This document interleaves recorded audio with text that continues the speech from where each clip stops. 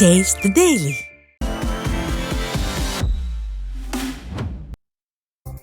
தாம்பரம் மாநகராட்சிக்குட்பட்ட சிவசக்தி நகர் விரிவாக்க பகுதியில் தனியார் கட்டுமான நிறுவனத்திற்கு ஆதரவாக 15 மரங்களை மாநகராட்சி நிர்வாகம் வெட்டியதாக மக்கள் கண்டனம் தெரிவித்திருக்கின்றனர். சுமார் 15 ஆண்டுகள் பழமையான இந்த மரங்கள் அப்பகுதியில் நிழல் தந்ததோடு இயற்கையான சூழலையும் அளித்து வந்துள்ளது. இந்த நிலையில் தனியார் கட்டுமான நிறுவனம் ஒன்றின் தேவைக்காக இந்த மரங்களை ஃபெயிலியர் மாடல் அரசின் மாநகராட்சி நிர்வாகம் வெட்டி சாய்த்துள்ளதாக தெரிவிக்கப்பட்டுள்ளது. எனக்கு ரொம்ப மனசு இது வேதனையா இருக்கு. என் கணவர் வச்சுட்டு போன, அதுவும் இல்லாத இங்க இருக்கிற ரொம்ப நிழல் காத்து ரொம்ப கொடுத்தது, நல்லா இருந்தது, மரம் இருந்தது. இப்போ ஒரு காத்து இல்லாத எப்படி இருப்போம் நாங்க?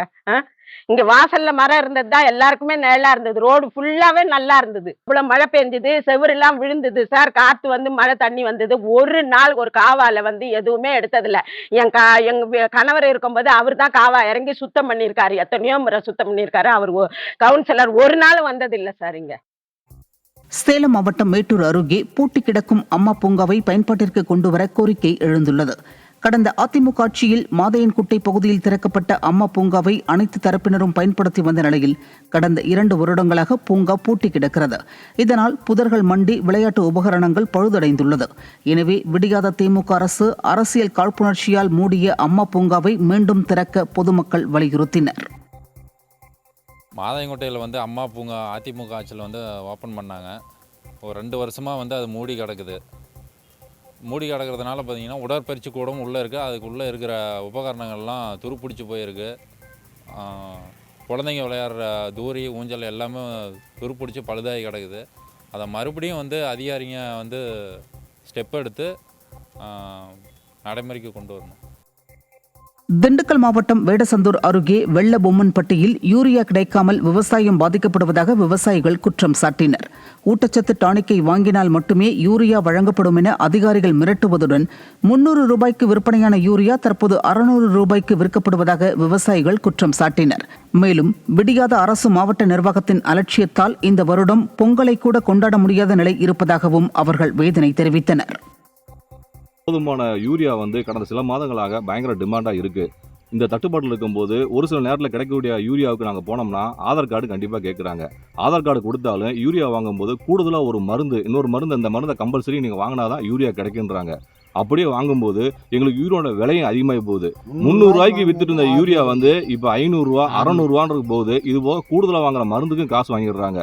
யூரியா தட்டுப்பாட்டினால எங்களுக்கு விவசாயம் நடக்க மகசூல் இல்லாமல் இந்த ஆண்டு பொங்கலுக்கு அறுவடை செய்ய வேண்டிய நெல் வந்து அறுவடை செய்யாமல் இந்த பொங்கலே எங்களுக்கு வந்து வறட்சியான பொங்கல் ஏற்படும் கால சூழ்நிலை ஏற்பட்டு விட்டது. திருவாரூர் மாவட்டம் மன்னார்குடியில் சாலையோரத்தில் நகராட்சி ஊழியர்கள் குப்பைகளை தீ வைத்து கொளுத்தியதால் அருகே நிறுத்தப்பட்டிருந்த கார் ஒன்று தீப்பிடித்து இருந்தது. ஆஞ்சநேயர் கோயில் வீதியின் மையப்பகுதியில் சேகரித்த குப்பைகளை நகராட்சி ஊழியர்கள் அங்கேயே தீயிட்டு கொளுத்தியதில் அருகே பெருமாள் என்பவர் நிறுத்தியிருந்த கார் ஒன்று தீப்பற்றி இருந்தது. இதனை அறிந்த முன்னாள் அமைச்சர் காமராஜ் அப்பகுதிக்கு விரைந்து விவரம் கேட்டறிந்தார். வெள்ளை எரிக்கி வேந்தன், TRB ராஜாவின் தொகுதியில் நிகழ்ந்த இந்த அவலம் திமுக நகராட்சி நிர்வாகத்தின் தோல்வியை காட்டுவதாக மக்கள் குற்றம் சாட்டியுள்ளனர். திருவாரூர் மாவட்டம் வலங்கைமான் பகுதியில் சாலைகளை சீரமைத்து தராவிட்டால் சட்டமன்ற தேர்தலை புறக்கணிக்கப் போவதாக கிராம மக்கள் அறிவித்துள்ளனர். மணலூர் மற்றும் மதகரம் ஆகிய ஊராட்சிகளில் உள்ள சாலைகள் சேரும் சகதியுமாக சிதிலமடைந்து உள்ளதால் பள்ளி செல்லும் மாணவ மாணவிகள் பொதுமக்கள் கடும் அவதியடைந்துள்ளனர். மேலும் சாலைகளில் பயணிப்போர் கீழே விழுந்து உயிரிழக்கும் அபாயம் உள்ளதாகவும் இது தொடர்பாக பலமுறை புகார் அளித்தும் அரசு அதிகாரிகள் நடவடிக்கை எடுக்கவில்லை எனவும் அப்பகுதி மக்கள் வேதனை தெரிவித்தனர். விடியாத திமுக ஆட்சியில் அரசு அதிகாரிகளின் அலட்சியத்தால் உரிய சாலை வசதியின்றி மக்கள் அவதிப்படுவதாக குற்றம் சாட்டப்படுகிறது. தமிழகத்தில் உள்ள அனைத்து நீதிமன்றங்களிலும் ஃபைலிங் டிஜிட்டல் நடைமுறை கட்டாயமாக்கப்படுவதை கண்டித்து கன்னியாகுமரி மாவட்டம் நாகர்கோவில் நீதிமன்றம் முன்பாக வழக்கறிஞர் சங்கத்தினர் உண்ணாவிரதத்தில் ஈடுபட்டனர். அனைத்து நீதிமன்றங்களிலும் அதிவேக இணைய வசதி, கம்ப்யூட்டர், மின்னணு சாதன வசதிகள் இல்லாத நிலையில் ஃபைலிங் நடைமுறை வருகிற 1ஆம் தேதி முதல் கட்டாயமாக்கப்படுவதாக குற்றம் சாட்டப்பட்டுள்ளது. இந்த அறிவிப்பை திரும்பப் பெற வலியுறுத்தி வழக்கறிஞர் சங்கத்தினர் முழக்கமிட்டனர். கும்பகோணம் நீதிமன்ற வளாகத்தின் முன்பு வழக்கறிஞர் சங்கத்தினர் உண்ணாவிரத போராட்டத்தில் ஈடுபட்டனர். இந்த போராட்டத்தில் வழக்கறிஞர்களின் சேம நல நிதியினை 10 லட்சம் ரூபாயிலிருந்து 25 லட்சம் ரூபாயாக உயர்த்தி வழங்க வேண்டும், வழக்கறிஞர்கள் படுகொலை செய்யப்படுவது அதிகரித்துள்ள சூழ்நிலையில் வழக்கறிஞர்கள் பாதுகாப்பு சட்டத்தை இயற்றிட வேண்டும் உள்ளிட்ட கோரிக்கைகள் வலியுறுத்தப்பட்டன. திருவள்ளூர் மாவட்டம் திருத்தணி அருகே நாபலூர் கிராமத்தில் தனியார் பள்ளி வாகனம் மோதி 2 வயது ஆண் குழந்தை உயிரிழந்த சம்பவம் சோகத்தை ஏற்படுத்தியுள்ளது. கணேசன் என்பவரின் எல்கேஜி படிக்கும் மகனை அழைத்துச் செல்ல வந்த பள்ளி வேன் எதிர்பாராத விதமாக மோதியதில் வீட்டருகே விளையாடிக் கொண்டிருந்த கணேசனின் மற்றொரு மகன் காமேஸ்வரன் உயிரிழந்தார். விபத்து ஏற்படுத்திய வேன் திமுக பிரமுகருக்கு சொந்தமானதென கூறப்படும் நிலையில் விடியாத அரசு பாரபட்சமின்றி நடவடிக்கை எடுக்க பலரும் வலியுறுத்தினர். கள்ளக்குறிச்சியில் சென்னை உயர்நீதிமன்றத்தின் உத்தரவை மீறி பேருந்து நிலையத்தின் கட்டுமான பணிகள் நடைபெற்று வருவது அதிர்ச்சியை ஏற்படுத்தியுள்ளது. கள்ளக்குறிச்சியில் விவசாய நிலத்தில் புதிய புறநகர் பேருந்து நிலையம் அமைக்க அடிக்கல் நாட்டப்பட்ட நிலையில் சாதாரண மழைக்கே அங்கு மழைநீர் குளம் போல் தேங்குவதாக கூறி தனிநபர் ஒருவர் உயர்நீதிமன்றத்தில் வழக்கு தொடர்ந்தார். இந்த வழக்கை விசாரித்த நீதிபதிகள் புறநகர் பேருந்து நிலையம் அமைக்கும் பணிக்கு இடைக்கால தடை விதித்து உத்தரவிட்ட நிலையில் இதனை சிறிதும் பொருட்படுத்தாத திமுக அரசு கட்டுமான பணிகளை தொடர்ந்து மேற்கொண்டு வருவது கமிஷனுக்காகவா என்ற சந்தேகம் எழுந்துள்ளது. கடலூர் மாவட்டம் விருத்தாச்சலம் அருகே லோன் வாங்கி தருவதாக கூறி 2000 ரூபாய் வசூலித்த வங்கி ஊழியர் 2 கைது செய்ய வலியுறுத்தி முற்றுகை போராட்டம் நடைபெற்றது. கடந்த 11 மாதங்களாக எவ்வித லோனும் வாங்கி தராமல் அலைக்கழிக்கப்பட்டதில் பாதிப்படைந்த பெண்கள் ஆலடி கிராம தொடக்க வேளாண்மை கூட்டுறவு வங்கியை முற்றுகையிட்டு காத்திருப்பு போராட்டத்தில் ஈடுபட்டனர். விடியாத ஸ்டாலின் மாடல் ஆட்சியில் அப்பாவி பெண்களிடம் பணத்தை காட்டி ஏமாற்றும் அதிகாரிகளின் எண்ணிக்கை அதிகரித்து வருவதாக பலரும் குற்றம் சாட்டுகின்றனர். தென்காசி அருகே நோய்வாய்ப்பட்டு உயிரிழந்த இறைச்சி கோழிகளை சாலையோரம் கொட்டி சென்றதால் சுகாதார சீர்கேடு ஏற்படும் அபாயம் எழுந்துள்ளது. தென்காசியில் இருந்து ஆயக்குடி செல்லும் மங்கம்மாள் சாலையோரம் மர்ம நபர்கள் நோய்வாய்ப்பட்டு உயிரிழந்த இறைச்சி கோழிகளை கொட்டிவிட்டு சென்றுள்ளனர். பள்ளி மற்றும் கல்லூரி அருகிலேயே நூற்றுக்கணக்கான உயிரிழந்த கோழிகள் கொட்டப்பட்டுள்ளதால் அப்பகுதியில் துர்நாற்றம் வீசுவதுடன் சுகாதார சீர்கேடு ஏற்படும் அபாயம் உருவாகியுள்ளது. திருப்பூர் மாவட்டம் பல்லடத்தை அடுத்த கோத்தனூர் பகுதியில் பெயிண்ட் கெமிக்கல் வாயு தாக்கி மயக்கமடைந்த 2 பேர் கவலைக்கிடமான நிலையில் மருத்துவமனையில் சேர்க்கப்பட்டுள்ளனர். ராஜேந்திரன் என்பவரின் வீட்டு தண்ணீர் தொட்டியை சுத்தப்படுத்தி பெயிண்ட் அடிக்க பெயிண்ட் டப்பாவை திறந்தபோது கெமிக்கல் வாயு தாக்கி மயக்கமடைந்து இருவரும் தண்ணீர் தொட்டிக்குள் விழுந்தனர். இதையடுத்து இருவரையும் மீட்டு அரசு மருத்துவமனையில் கவலைக்கிடமான நிலையில் அனுமதிக்கப்பட்டுள்ளனர். ஓய்வூதிய உயர்வு, கட்டுமான மானிய தொகை உயர்வு உள்ளிட்ட 9 அம்ச கோரிக்கைகளை வலியுறுத்தி தூத்துக்குடி மாவட்டம் எட்டயபுரம் மற்றும் தருமபுரி மாவட்ட ஆட்சியர் அலுவலகம் முன் கட்டுமான தொழிலாளர்கள் சங்கத்தினர் ஒருநாள் வேலைநிறுத்த ஆர்ப்பாட்டத்தில் ஈடுபட்டனர். இதில் ஓய்வூதியமாக 6000 ரூபாய் வழங்கிட கோரியும் குழந்தைகளின் கல்வி செலவு முழுவதையும் வாரியம் மூலம் வழங்கிட வேண்டும் உள்ளிட்ட கோரிக்கைகள் வலியுறுத்தப்பட்டன. நியாயமான கோரிக்கைகளை நிறைவேற்றாமல் கிடப்பில் போட்டுள்ள ஸ்டாலின் அரசுக்கு எதிராக கூட்டணி கட்சிகளின் தொழிற்சங்க போராட்டத்தில் ஈடுபட்டனர். மயிலாடுதுறையில் பல்வேறு கோரிக்கைகளை வலியுறுத்தி விவசாய சங்கத்தினர் சார்பில் கண்டன ஆர்ப்பாட்டம் நடைபெற்றது.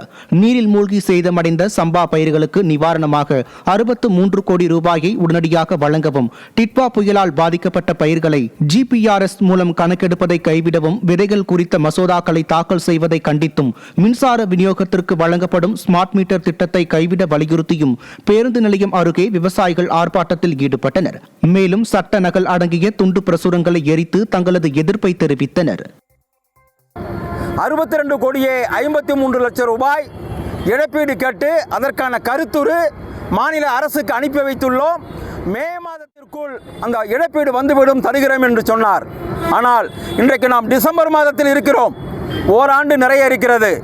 பல முறை மாவட்ட நிர்வாகத்திடம் கேட்கின்ற பொழுது மாநிலத்தில் இருந்து இன்னும் நிவாரணம் வரவில்லை என்று சொல்லிக் கொண்டு இருக்கிறார்கள். நிவாரணம் என்பது பாதிக்கப்பட்ட ஒரு மனிதனுக்கு உடனடியாக செய்யக்கூடிய ஒரு உதவி. அவற்றை செய்வதற்கு கூட இன்றைக்கு இந்த அரசுக்கு ஓராண்டு காலம் தேவைப்பட்டிருக்கிறது.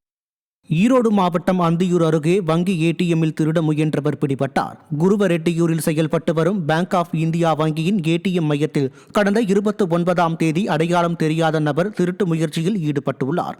சிசிடிவி காட்சிகளை கொண்டு வங்கியின் மேலாளர் புகார் அளித்த நிலையில் சிவகுமார் என்பவர் கொள்ளை முயற்சியில் ஈடுபட்டது தெரியவந்தது.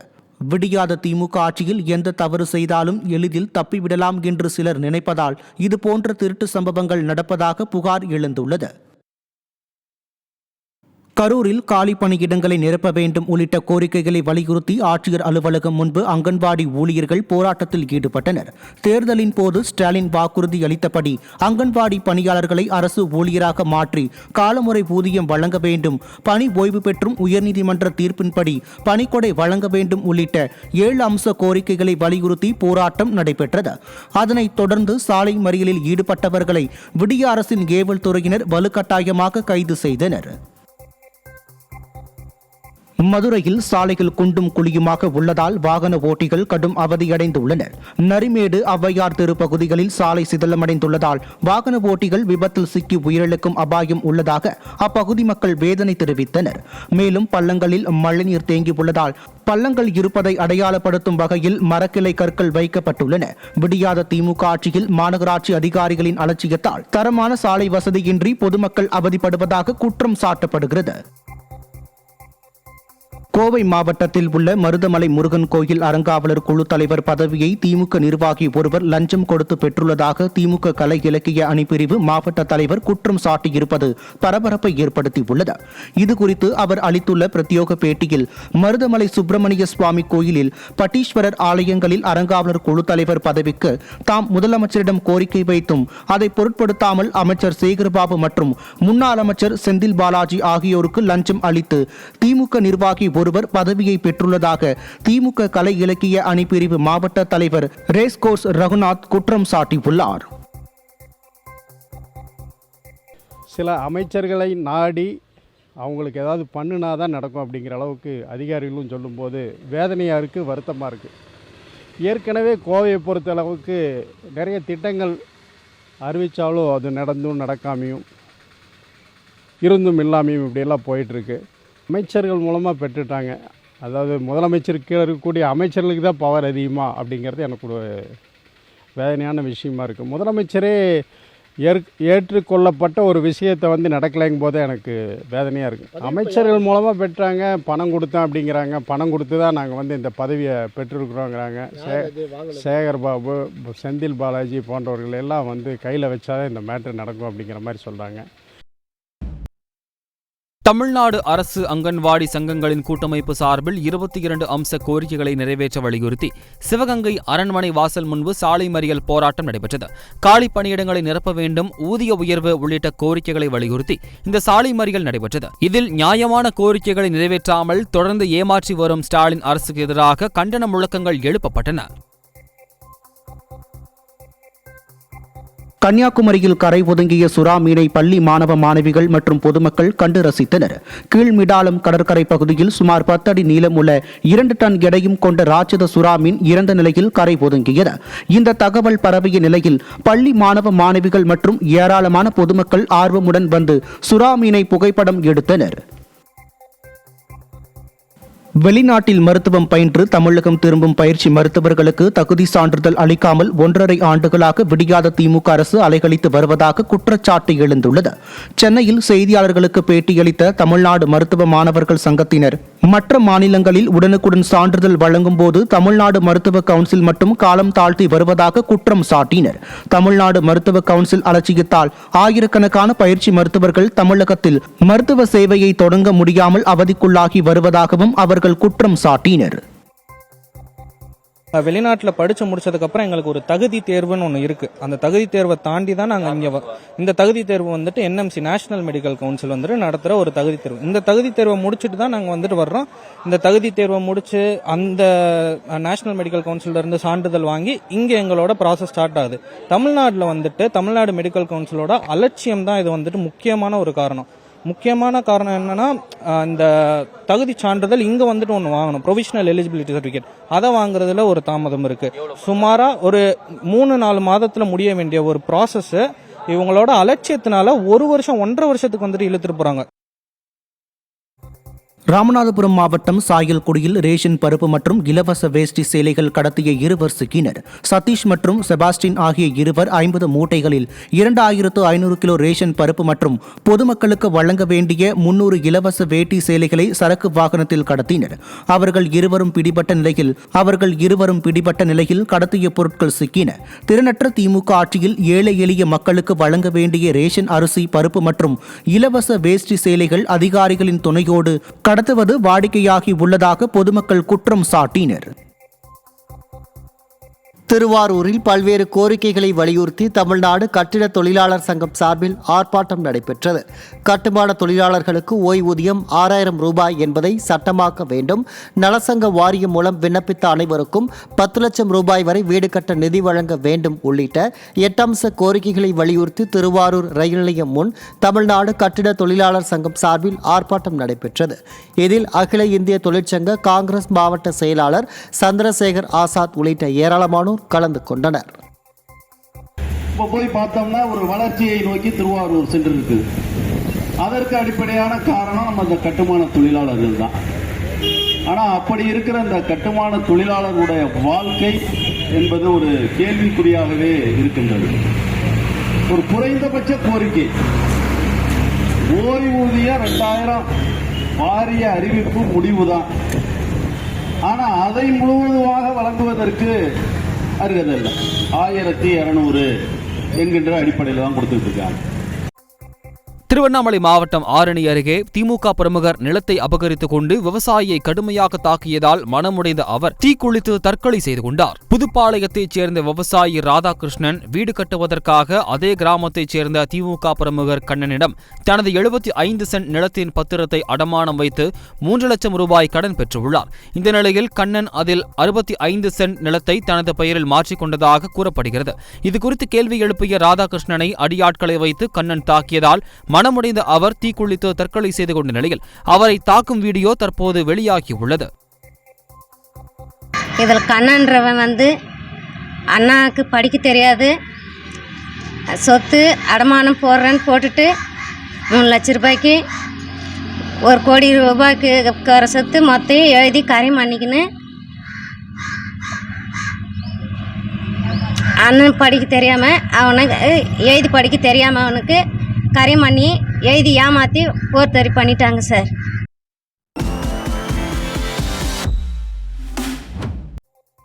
சிவகங்கை மாவட்டம் ஆட்சியர் அலுவலகம் எதிரே திருப்பத்தூர் பேருந்து விபத்தில் உயிரிழந்த குடும்பங்களுக்கு 10 லட்சம் ரூபாய் இழப்பீடு வழங்க வலியுறுத்தி ஆர்ப்பாட்டம் நடைபெற்றது. அண்மையில் திருப்பத்தூர் அருகே அரசு பேருந்துகள் நேருக்கு நேர் மோதிக்கொண்டதில் 11 பேர் உயிரிழந்தனர். இந்நிலையில் உயிரிழந்த குடும்பத்தினருக்கு தலா 10 லட்சம் ரூபாய் இழப்பீடு வழங்க கோரியும் விடியாத ஸ்டாலின் மாடல் அரசு பழுதான பேருந்துகளை முறையாக பராமரிக்காமல் இயக்கிய போக்குவரத்து கழக அதிகாரிகளை பணி நீக்கம் செய்ய வலியுறுத்தியும் தமிழக மக்கள் மன்றம் சார்பில் ஆர்ப்பாட்டம் நடைபெற்றது. திருவள்ளூர் மாவட்டம் திருத்தணி சுப்பிரமணிய சுவாமி கோயிலில் திருப்படி திருவிழா மற்றும் திருவாலாங்காடு வடரண்ணேஸ்வர சுவாமி ஆருத்ரா அபிஷேகம் தொடர்பாக நடைபெற்ற ஆலோசனை கூட்டத்தில் முக்கிய அதிகாரிகள் பங்கேற்காதது சர்ச்சையை ஏற்படுத்தியுள்ளது. 2 நிகழ்ச்சிகளிலும் லட்சக்கணக்கான பக்தர்கள் கலந்து கொள்வார்கள் என எதிர்பார்க்கப்படும் நிலையில் பக்தர்கள் நலனுக்காக நடத்தப்பட்ட ஆலோசனை கூட்டத்தை கோயில் நிர்வாகம் கண்துடைப்புக்காக பெயரளவிற்கு மட்டுமே நடத்தியதாக பக்தர்கள் வேதனை தெரிவித்துள்ளனர். நாமக்கல்லில் காலி பணியிடங்களை நிரப்புவது உள்ளிட்ட பல்வேறு கோரிக்கைகளை வலியுறுத்தி தமிழ்நாடு அரசு அங்கன்வாடி சங்கங்களின் கூட்டமைப்பு சார்பில் சாலை மறியல் போராட்டம் நடைபெற்றது. காலி பணியிடங்களை நிரப்ப வேண்டும், இளநிலை உதவியாளருக்கு இணையான ஊதியம் வழங்க வேண்டும் மற்றும் தற்செயல் விடுப்பு நாள் மொத்தமாக வழங்க வேண்டும் உள்ளிட்ட கோரிக்கைகளை வலியுறுத்தி அங்கன்வாடி மைய பணியாளர்கள் மற்றும் உதவியாளர்கள் சாலை மறியலில் ஈடுபட்டனர். விடியாத ஸ்டாலின் மாடல் அரசுக்கு எதிராக கோஷங்களை எழுப்பி சாலை மறியலில் ஈடுபட்ட அங்கன்வாடி ஊழியர்கள் போராட்டத்தால் போக்குவரத்து பாதிக்கப்பட்டது. மேட்டூர் அணையில் இருந்து பாசனத்திற்கு திறந்து விடாமல் இருப்பதால் டெல்டா விவசாயிகள் பாதிப்படைவதாக குற்றச்சாட்டு எழுந்துள்ளது. மேட்டூர் அணையில் இருந்து தற்காலிகமாக பாசனத்திற்காக தண்ணீர் திறந்து விடுவது நிறுத்தப்படுகிறது. 1 வார காலமாக மழை இல்லாத காரணத்தால் தாளடி மற்றும் சம்பா பயிர்களுக்கு களை பறித்து உரம் போட வேண்டிய தேவை இருப்பதால் தண்ணீர் திறந்துவிட விவசாயிகள் வலியுறுத்தியுள்ளனர். திறனற்ற திமுக அரசு உரிய நேரத்தில் தண்ணீர் திறக்காமல் விவசாயிகளை வஞ்சிப்பதாக குற்றச்சாட்டு எழுந்துள்ளது. வடகிழக்கு பருவமழை பெஞ்சோடனே டெல்டா மாவட்டங்களில் மழை பெய்யறதுனால வந்து மேட்டூர் டேமை நிப்பாட்டி கிட்டத்தட்ட 20-30 நாள் ஆக போகுது. இப்போ ஒரு வார காலமாக எந்த மழையும் இல்லை. நாங்கள் வந்து இந்த இளம் பயிருக்கெல்லாம் உடனே களை பிரித்து மருந்து போடணும். அதுக்கு தண்ணி தேவைங்கிறத அதிகாரிக்கெல்லாம் தெரியப்படுத்திட்டோம். இது வரைக்கும் தரக்கலை கலையில் தேக்கி வச்சு தரக்க இமிடியேட்டாக வேணும் தண்ணின்னு சொல்லியிருக்கோம். இது வரைக்கும் தரக்கலை இப்போ ஒரு 3000 திறந்துருக்காங்க. அந்த தண்ணியெல்லாம் வந்து எங்களுக்கு சேர்கிறதுக்கே ஒரு வாரம் 10 நாள் ஆகிடும். அதனால் விவசாயிகள் எல்லாருமே தண்ணி வேணும்னு கேட்டுக்கிட்டு கோவையில் திமுக கட்சியைச் சேர்ந்தவர்கள் மதுபோதையில் காரை ஓட்டி வந்த நிலையில் போலீசார் வழக்கு பதிவு செய்யாமல் அனுப்பி வைத்த சம்பவம் அதிர்ச்சியை ஏற்படுத்தியுள்ளது. காந்திபுரம் NGN தெரு பகுதியில் வந்த சொகுசு காரை போலீசார் சோதனை செய்தபோது அதில் வந்த திமுக பிரமுகர்கள் மதுபோதையில் இருந்துள்ளனர். திமுக கட்சியைச் சேர்ந்தவர்கள் என்பதால் வழக்கு பதிவு செய்யாமல் அவர்களை போலீசார் ஆட்டோவில் அனுப்பி வைத்தனர். சாதாரண நபர்கள் மதுபோதையில் வாகனம் ஓட்டினால் வழக்கு பதிவு செய்து வாகனத்தை பறிமுதல் செய்யும் போலீசார் திமுகவைச் சேர்ந்த நபர்கள் மீது நடவடிக்கை எடுக்க தயங்குவது ஏன் என மக்கள் கேள்வி எழுப்பியுள்ளனர். அப்படிலாம் அலோவ் பண்ண முடியாது. தயவுசெய்து வந்துருங்க, இந்த பேக் எடுத்துருங்க, கீ இருந்தா எடுத்துருங்க. நீங்க என்ன போயிட்டு இந்த நிலைமையில போய் யாரையாவது முட்டி சாவடிக்குதுக்கா? நீங்க ஒன்றும் பண்ண வேணாம் சார், கிளம்புங்க சார். கீ வேணும் சார். கீ பாக்கெட்ல பாரு. கீ பாக்கெட்ல ரைட் ஓடு சார். வண்டி கொண்டு ஸ்டேஷன்ல போடுங்க. போடுங்க. ஆட்டோ புடிச்சு ஆட்டோல போங்க. நாகப்பட்டினம் மாவட்டம் புறக்கோட்டத்தில் சாலை வசதி இல்லாததால் விவசாயிகளும் மயானத்திற்கு செல்ல முடியாமல் பொதுமக்களும் அவதியடைந்துள்ளனர்.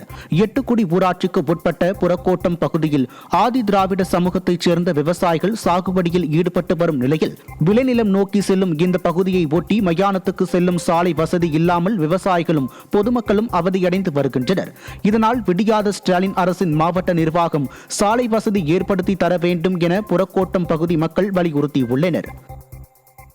வட தமிழகம் மற்றும் தமிழக கடற்கரையோர பகுதிகளில் மணிக்கு 35 கிலோமீட்டர் முதல் 55 கிலோமீட்டர் வேகம் வரை காற்றின் வேகம் அதிகரிக்கும் என்பதால் மயிலாடுதுறை மாவட்டத்தைச் சேர்ந்த 28 மீனவ கிராம மீனவர்கள் கடலுக்குள் மீன்பிடிக்க செல்ல வேண்டாம் என சென்னை வானிலை ஆய்வு மையம் அறிவித்துள்ளது. இது தொடர்பாக 28 மீனவ கிராமங்களுக்கும் தனித்தனியே கடிதம் அனுப்பி உத்தரவு பிறப்பித்த மீன்வளத்துறை உதவி இயக்குநர் மறு உத்தரவு வரும் வரை கடலுக்கு மீன்பிடிக்க செல்லக்கூடாது எனவும் அறிவித்துள்ளனர். இதைத் தொடர்ந்து மீனவர்கள் தங்கள் படகுகள் மற்றும் வலைகளை பாதுகாப்பாக கரையில் வைத்துள்ளனர். ராமநாதபுரம் மாவட்டம் தொண்டி பகுதியில் ஆதார் மையம் அமைவதில் இருதரப்பு மக்களுக்கு இடையே மோதல் ஏற்படும் சூழல் உருவாகியுள்ளது. பாவோடி மைதானம் அருகே செயல்பட்டு வந்த பழைய ஆதார் சேவை மையம் போதிய வசதி இல்லாததால் இடிக்கப்பட்டு புதிய ஆதார் மையத்திற்கான கட்டுமான பணிகள் தொடங்கப்பட்டன. இதில் ஒரு தரப்பு மக்கள் எதிர்ப்பு தெரிவித்த நிலையில் கட்டுமான பணிகள் பாதியில் நிறுத்தப்பட்டது. இச்செயலுக்கு மற்றொரு தரப்பினர் எதிர்ப்பு தெரிவித்துள்ள நிலையில் அந்த விவகாரத்தில் அதிகாரிகள் பேச்சுவார்த்தை நடத்தி சுமூக தீர்வு ஏற்படுத்தாததால் இரு தரப்பினருக்கு இடையே மோதல் ஏற்படும் சூழல் ஏற்பட்டுள்ளது. புதுக்கோட்டையில் பைக்கை முறையாக சர்வீஸ் செய்து தரவில்லை என கூறி ஓலா ஷோரூமை வாடிக்கையாளர்கள் இழுத்து மூடியதால் பரபரப்பு ஏற்பட்டது. ஆலங்குடியில் பைக்குகள் அடிக்கடி பழுது ஏற்பட்டு நடுவழியில் நின்று விடுவதாகவும் மேலும் உடனடியாக சர்வீஸ் செய்து தராமல் ஓலா நிறுவனம் காலதாமதம் செய்வதாக வாடிக்கையாளர்கள் வேதனை தெரிவித்துள்ளனர். இந்நிலையில் ஆலங்குடி சாலையில் உள்ள ஓலா ஷோரூமில் இருந்த ஊழியர்களை வெளியேற்றி 20க்கும் மேற்பட்ட வாடிக்கையாளர்கள் இணைந்து ஷோரூமை பூட்டியதால் பரபரப்பான சூழல் நிலவியது.